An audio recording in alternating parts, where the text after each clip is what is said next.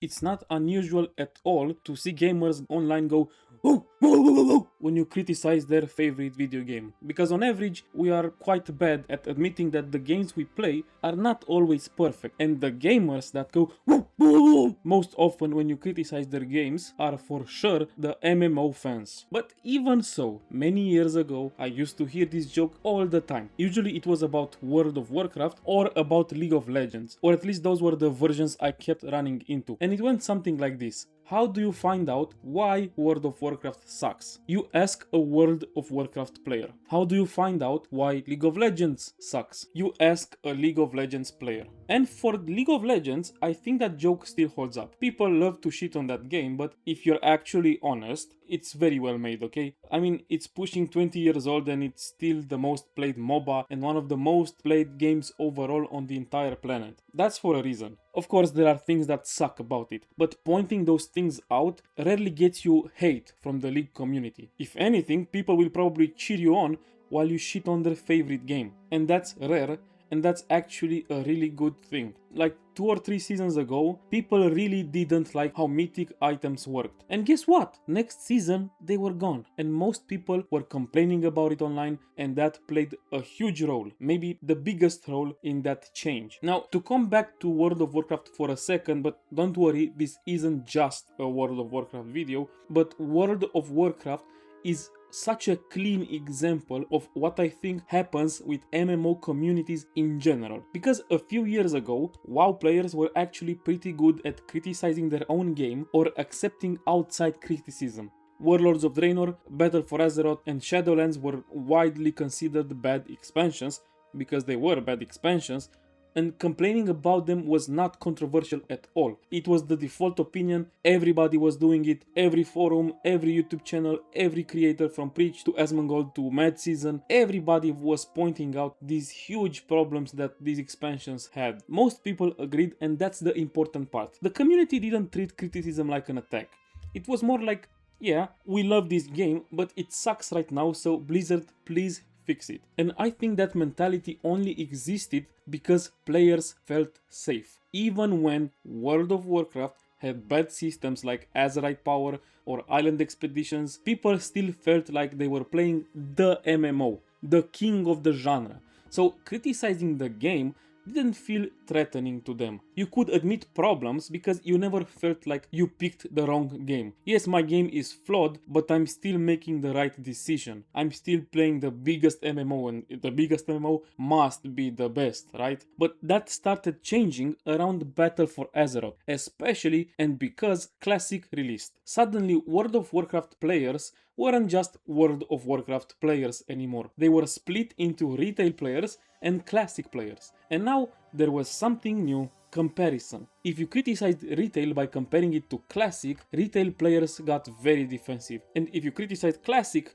by comparing it to retail, classic players got really defensive. Because now it wasn't just criticism anymore, now it felt like you were saying you chose the wrong World of Warcraft. And when you've invested thousands of hours into something, nobody wants to hear that. Then Shadowlands happened, and things got much worse. Retail started losing players really fast, and for the first time in history, World of Warcraft didn't feel untouchable anymore. If you remember, Final Fantasy XIV was exploding at the time, and probably WoW being so bad played a huge role in that, and it actually surpassed retail, at least for a few months. Old school RuneScape was also growing, and that was threatening the classic side, and classic and retail themselves were competing against each other. World of Warcraft wasn't the undisputed king anymore, it was just another MMO in the arena. And I think that changed the psychology of the community completely. Because when players stopped feeling secure in their choice, they also stopped being comfortable criticizing and accepting criticism about the game. Criticism stopped being discussion and started becoming ammunition between different groups of players. Now, if you criticize retail, classic players cheer mindlessly and retail players call you stupid without saying anything. If you criticize classic, retail players cheer you on and classic players call you stupid without saying anything. And I don't think that happened because players suddenly became less mature. I think it happened because World of Warcraft lost the one thing that allowed honest criticism before. The feeling that no matter what problems the game had, you were still playing the right MMO. And just recently, private servers entered the exact same situation as well. They are 100% the same. I made 2 videos criticizing Turtle WoW. Many Turtle WoW fanboys called me stupid without actually responding to anything I said, while players from official Blizzard servers hyped me up, also without responding to anything I said. And this gets us to the core issue. World of Warcraft isn't dead, but it has been dethroned. It's fighting in the mud with everyone else, and maybe it's the biggest and stronger fighter for now, but it's still there in the mud fighting. And because of that, people are much more defensive, just like they are in every other MMO community. Watching this happen to World of Warcraft made me understand why MMO communities in general tend to be so tribalistic and cringe and toxic when hearing any kind of criticism. It's the investment and not wanting to feel stupid or like you missed out on something while doing something not worth your time. Here's how it goes. You play your MMO for 10,000 hours. The game is like 15 years old, the player base is basically non-existent, servers are kept alive by a handful of whales spending thousands and thousands of dollars a month because the game is also heavily paid to win, of course, and that's the actual reality for most MMOs and therefore most MMO players. World of Warcraft, Final Fantasy, RuneScape, Guild Wars, Elder Scrolls Online, all these big MMOs are the exceptions. For every one of these, there are hundreds if not thousands of dying MMOs barely surviving in maintenance mode. Most MMOs are just bad. Just look at the worst MMO ever made series that Josh Strife Hayes created. He could probably keep going forever. The number of terrible MMOs is huge, which also means a lot of people are playing, I'm sorry to say it, objectively bad MMOs.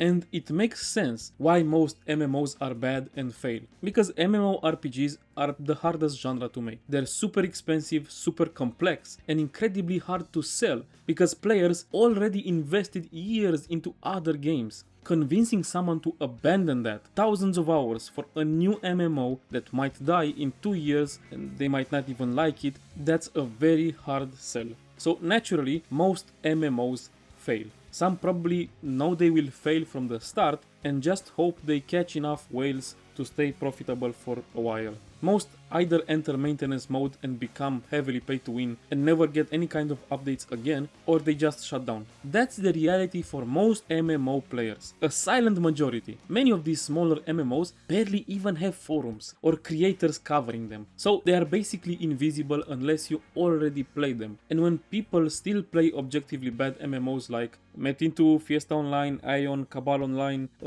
Requiem and similar heavily paid to win, very poorly done games, they're obviously not doing it because the games are amazing today. Nobody new looks at these games and thinks horrible gameplay, outdated graphics, heavy paid to win, almost nobody playing this game, bots everywhere and no updates. Hell yeah! Sign me up. Of course not. It's usually people that have been there for years. From a time when the game was healthier, when their friends were still playing, when monetization wasn't so aggressive, when updates were still happening, and of course, they're reluctant to walk away after investing thousands and thousands of hours, even if the game is so predatory. So any criticism or comparison gets instant pushback, not just because there are better MMOs they could have invested their time into, which already feels bad to admit, but also because most of the criticism is just correct. What are they going to argue? That their game isn't pay to win, that it's not poorly done. So when you have nothing to say, some people just go and insult. This whole video was actually inspired by another video that I wanted to make. There's this very small MMO called Requiem Desiderium Mortis. It looked interesting, different from other games. I didn't expect it to be good, but I wanted to try it and maybe make a video about it, because as I said, it looked interesting. Well, the game is so unbelievably bad that I just couldn't keep playing anymore. I got to like level 15 and that's it. I cannot do it anymore. But what shocked me more than how bad it was the fact that despite how tiny and irrelevant this game is, you can still find people defending it online and being mean to other people criticizing it. You can barely find anyone talking about this game at all, but somehow you can still find people calling you stupid on Reddit if you say that maybe this game is not very good, you know, maybe it has a problem here and there. And considering how atrocious the game actually is, that's kind of insane. But this is the exact same psychology you see in the big MMOs as well. Maybe it's less obvious that you've invested your time into a bad game, but even just threatening that feeling of safety, that idea that my MMO is the best and I didn't waste the last 10 years of my life, is enough to trigger the same defensive reactions. And it's not just about time investment either, it's also about people. MMOs are the most social genre of games. Even if you don't actively play together, just knowing that your friends are playing the same game, talking about it when you meet in real life, comparing your progress, sometimes the MMO itself becomes part of what holds real life friendships together. And when that's the case, criticizing the game can almost feel like criticizing something personal, criticizing a friend or a family member. So people defend it for that reason too. It's also about holding hope. MMOs are live service games. Maybe the game is bad right now, but the next patch will fix it. The next expansion will save it. Just give it a bit of time. Sometimes people aren't defending what the game is. They're defending what they hope it will become or what they believe it can return to. And maybe they're right and the game will just come back and it will be super cool, or maybe it will not. But that doesn't change the fact that some problems exist today as well. And maybe the game is dog shit right now. And it's such a counterintuitive stance. Because you hope that the next update will fix your favorite game, but you actively engage in this tribalistic, stupid blind defense of the game that only helps keep the game from ever evolving and becoming better. Another very important aspect is that MMOs also make people defensive because the gameplay itself pushes you to identify with your choices and with the game. You choose a class, you choose a spec, you choose a race, you choose a faction, you choose a name, you choose a server, you design how your character looks, you design what your character can do. There are so many decisions that make your character yours. When you play something like Counter-Strike, you don't have any kind of emotional attachment. But something like classic World of Warcraft, where that character isn't just an avatar, that character is you in Azeroth. And the people you play with, your guild, your friends, and the familiar names you see every day, those become your people.